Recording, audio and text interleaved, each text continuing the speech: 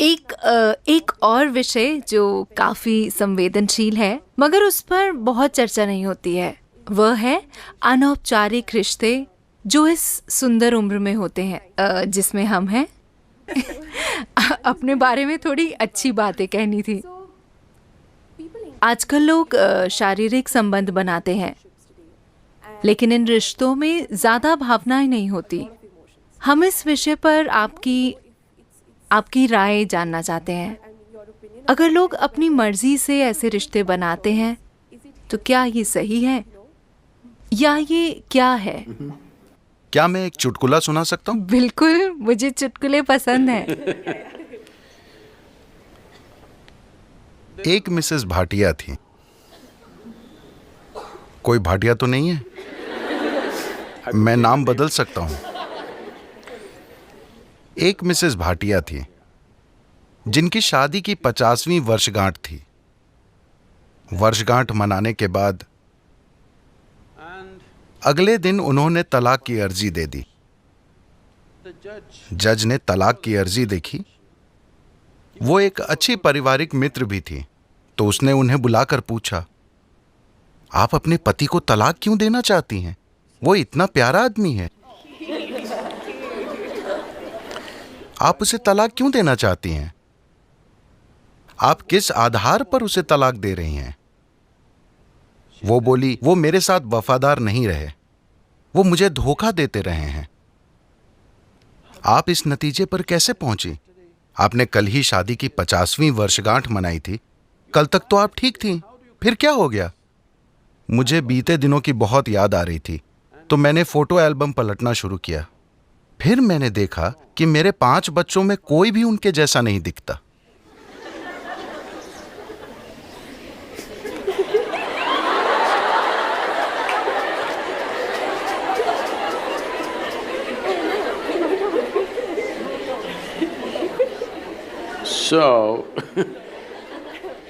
देखिए, अभी क्या आपको याद है कि 10 पीढ़ी पहले आपकी दादी की दादी की दादी कैसी दिखती थी? नहीं, मगर उनकी नाक अभी आपके चेहरे पर मौजूद है। आपके शरीर को याद है, हाँ या ना? आपके शरीर को लाखों साल पहले आपके पूर्वजों की त्वचा का रंग भी याद है, अभी तक वो भूला नहीं है।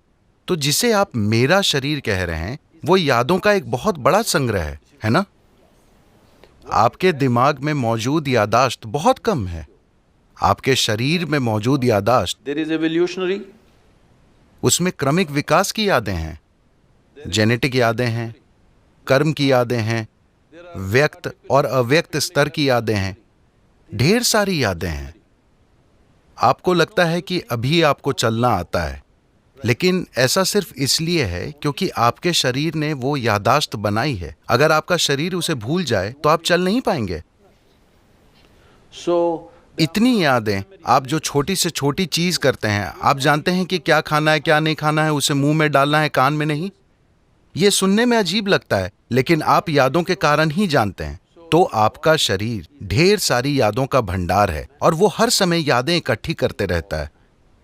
अगर आप यहां से यहां तक चलें तो 50 अलग अलग तरह की हल्की महकें होंगी। हो सकता है कि आप उस पर ध्यान न दें, मगर शरीर उसे इकट्ठा भी करता है और पहचानता भी है। वो लगातार पहचानता रहता है, इसलिए आप जानते हैं कि सुगंध क्या है, दुर्गंध क्या है, ये इसकी गंध है।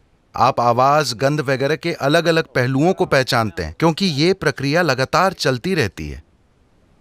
तो इस शारीरिक यादाश्त को इस संस्कृति में पारंपरिक तौर पर हम ऋणानुबंध कहते हैं। वो शारीरिक यादाश्त जो आप बनाते हैं। आप जागरूकता के साथ अपनी शारीरिक यादाश्त बना सकते हैं या बस ढेर सारी यादाश्त अंदर लेकर ढेर सारी शारीरिक उलझन से गुजर सकते हैं। तो जहां कहीं भी प्रभाव होता है, मुझे पता नहीं कि आपकी पीढ़ी में लोग अब भी ये चीजें जानते हैं या नहीं, मगर अब भी बैंगलोर में ऐसे लोग मिलेंगे जिन्हें अगर आप नमक देने की कोशिश करेंगे तो वे उसे नहीं लेंगे। वो कहेंगे वहां रख दीजिए। अगर आप उन्हें तिल देने की कोशिश करें तो वो कहेंगे उसे वहां रख दीजिए, क्योंकि उन्होंने कई पदार्थों की पहचान कर ली है जो आसानी से आपकी यादाश्त को लेकर मुझ तक पहुंचा सकते हैं। अगर मैं वो चीज ले लूं, मुझे वो यादाश्त नहीं चाहिए। यही वजह है कि आमतौर पर इस संस्कृति में एक दूसरे को छूना, हाथ मिलाना, ऐसी चीजों से परहेज किया जाता है। हम अपनी ही दोनों हथेलियां मिलाकर नमस्कार करते हैं क्योंकि हम यादाश्त नहीं इकट्ठी करना चाहते।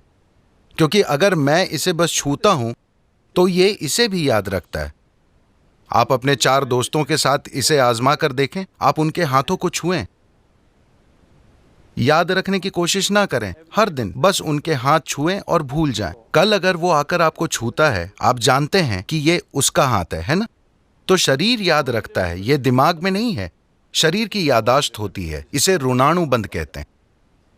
जब यौन संबंध बनते हैं या ऐसी कोई अंतरंगता होती है जिसमें विचार, भावनाएं और शरीर शामिल हों, तो आपके शरीर में जो यादाश्त रह जाती है वो बहुत बड़ी मात्रा में होती है।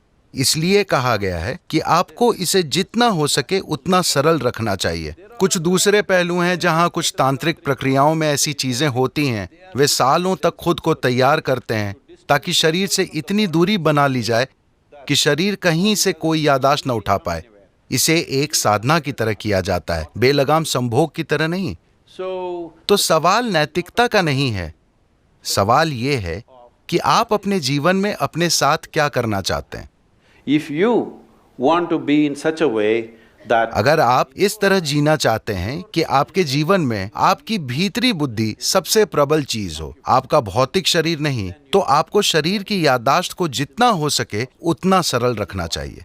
इसलिए सादा भोजन, लोग बिल्कुल सादा भोजन करते हैं। अब भी मैं दिन में 1 बार भोजन करता हूं और भोजन में सिर्फ एक चीज खाता हूं, 10 नहीं।